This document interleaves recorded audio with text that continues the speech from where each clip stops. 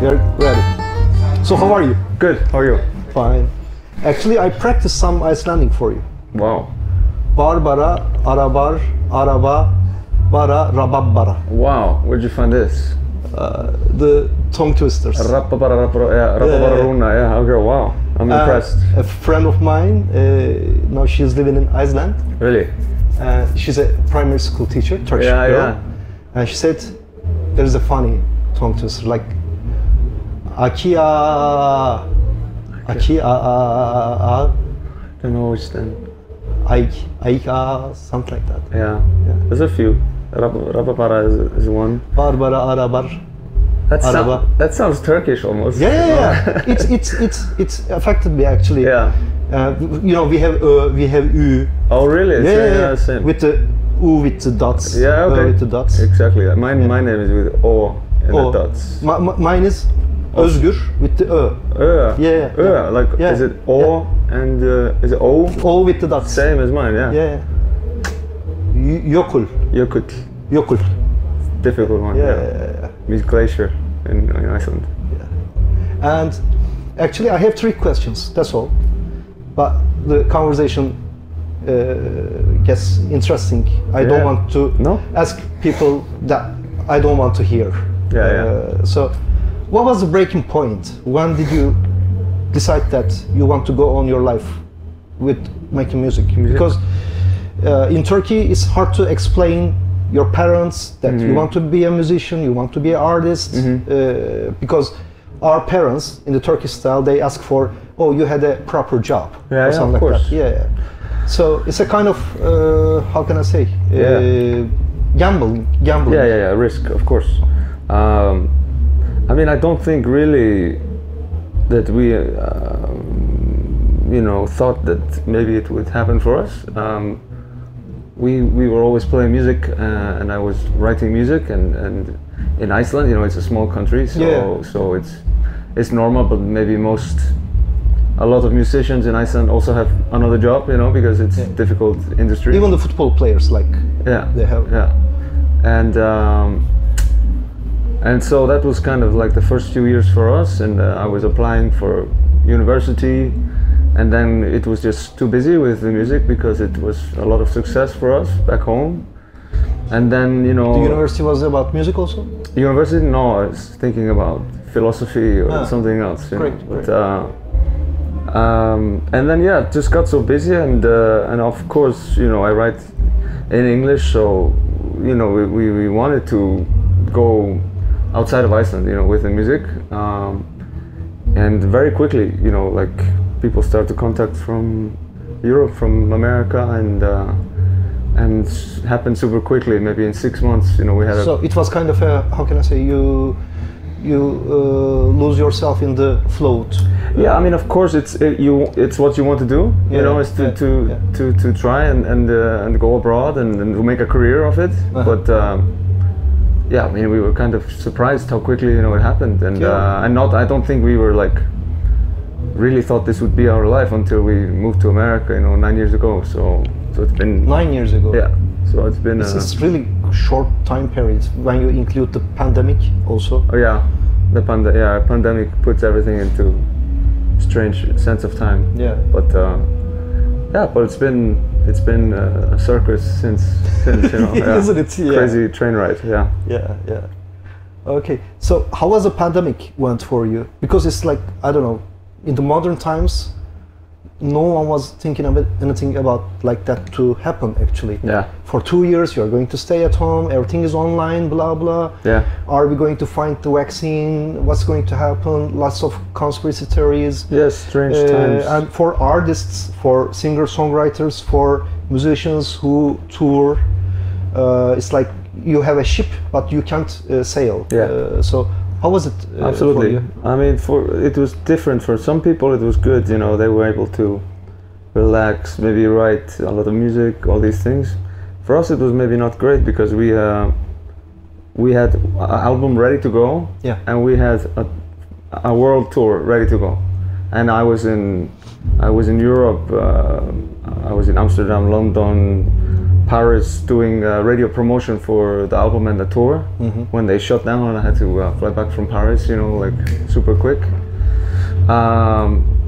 But you know, stayed in Iceland, which was it was good to be back home, you know, for some time. But it was always like, maybe next week we go again, you know, maybe. So you were always kind of, you didn't get to enjoy. For me, I didn't get to really just, you know, relax, because you were always thinking, okay, maybe they open next week, next month, and then we have to be ready, you know.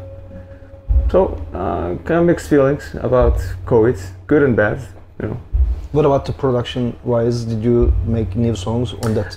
So yeah, we did. We were able to rehearse. We had a trouble finding rehearsal space in Iceland because we had mostly had a base in America.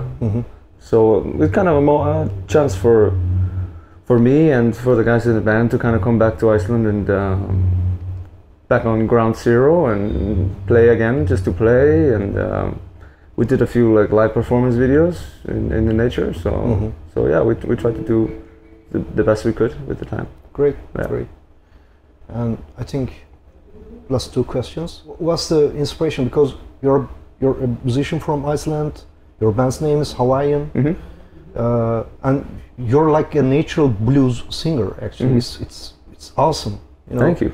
You're like 34-year-old, but I don't know. It's like it's coming from 70s or 60s, but it's new and so emotional. Wow. So, what's your inspiration? Where did you imitate someone? Did you see any artist as a of course idol? And of course, yeah. a lot of heroes, or like a lot of inspiration. Absolutely. I mean, I love the blues. Yeah.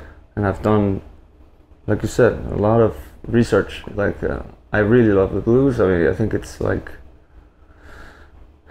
almost a spiritual thing, you know, when you really get into the blues, and maybe yourself also, you know, you love the blues, and just now today we can find it so easily on the internet, or you know, 50 years ago you had to buy albums, so it's difficult. Now it's easy to find all this stuff. So yeah, I listen to from the beginning of recording, from the 20s and 30s, you know, and because I love the roots music. If it's blues, if it's country or folk, like you know, brass bands, blah blah. Everything, but really a lot of blues, and I like a lot of the folk stuff, you know, like the folk music and like Irish music, like very much like roots music, you know. Yeah, and I find like the further back you listen, the more real it is, because it's not an industry yet. It's not show business yet. It's just like real music and real, you know, real emotion. And maybe these people, you know, were living hard lives. You know, not like today. But yeah, today is like also hard. Baby Hughes, hard times, blah blah, those times. Yeah, you know what I mean. Like you know, so that's what I'm inspired by. You know, I think there's very soulful, obviously. Also, you know, the old recordings, and it was all about talent. So yeah, inspired by so many things, you know. But I started out maybe as a young listener, you know, from my dad. He showed me the Beatles, you know, of course, and I got into the blues and the pop rock through like 60s band and stuff that he liked when he was younger, you know. So of course I listened to all of that, and all the guys in the band, we all share, you know, the love for obviously rock and roll and all this stuff. Yeah. But then you listen further, and like I said, you know, it's thankfully it's easier to like find, you know, the original recorded, you know, stuff. Like I said, roots music. Yeah. Actually, your answers makes me ask some other questions, because you're aware of your music and your roots of your music, and you said that it was sincere, more sincere. Yeah. No show-offs, nothing, just emotional, explaining yourself. No TV, no radio, just maybe vinyls around. Sure. And now we can reach 10 million songs in our phone, but if we don't know what we are looking, it's nothing actually. So, as a huge, popular artist in last, I don't know, 8-7 years, your Spotify numbers are incredible. So how do you feel about that stuff? Because your music is so emotional, but at the end of the day, industry really takes care or looks to the numbers. How much subscribers you have, how much listeners you have, blah blah. For me, it's also not really not important, but it's important. You have two of them. You have a sincere music and you have also popularity. What do you feel about that? I don't feel like we have popularity. I think we have popularity when you can come here for Turkey and play for thousands of people. Yes, it's amazing. Well, let me ask like this. But not on a commercial level like Taylor Swift or people, because it's a very difficult industry also. Not everyone is talking about it, but it's difficult to make money in this industry because it's very expensive to tour. You know, we are one of the last bands kind of still playing. You know, live. Exactly, and you know, it's just difficult times right now. I think it will change. So maybe we're unlucky. We are in the middle at the moment. But I think it's important, and I just have to be super grateful and super appreciative of people like loving this type of music like I do, you know. So, and I hope it continues, man, and I hope it kind of has a moment again, you know. And that's all I can really hope for at the moment. Actually, maybe my question was also about how do you see the industry now, industry standards, but I got the answer. Thank you. I mean, the industry is a tricky one right now. I think you have to find a way where the artist, you know, can get by a little bit better. There's a lot of people involved, managers and booking agents, and I don't know if you know, but you know, it's a pretty tough industry, and we have to figure some stuff out. You know, it's obviously going to change because more people are going independent, and that's maybe something that the fans have to know and just regular people have to know, because it's been like this a long way. So hopefully there's a change. But at the end of the day, I mean, I can't think of anything better than coming here, Turkey 2 years ago, first time, and we play for 7,000 people. You know, it's amazing. And the energy is super. Yeah, it moves me a lot. You know. Maybe the hard part is keeping the vibe still going on and finding the power for that. Yeah, actually. But those moments kind of make up for it. You know, it's worth it when you have these moments. You know? So that's really some of the best moments for us. You know. Great. My last question is there any upcoming plans for your life and music career? Yeah, I mean, we're gonna keep doing what we're doing. We've slowly been growing, you know, for a long time. It's not been a rocket ride for us, you know. Even though it's, you know, things happen quickly and everything has been, in a way, a lot of good things. But we've just been kind of slowly growing, and that's been really awesome to see, and to come back and there's more people, and you know, to get the music out there. So I have a lot of music, new album this year or next year. We've been putting out like a new song every few months, and happy to be back here. And then we're going to do the rest of the US tour August, September, and then all of the rest of Europe November, December. So busy year, hoping to go to South America, maybe Asia next year. In the summertime. Summertime there, yes, exactly. In their summertime. Good times.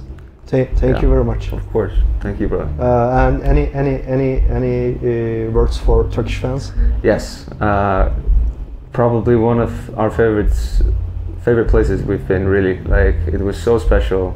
Can't wait to play tonight. Thank you for welcoming us. It's really been an honor, and we look forward coming back. I hope every year, you know. Great. Thank you very much. Thank you, guys. Tak. Tak. Tusen tak. Tusen takk. Tusen tak. Very nice.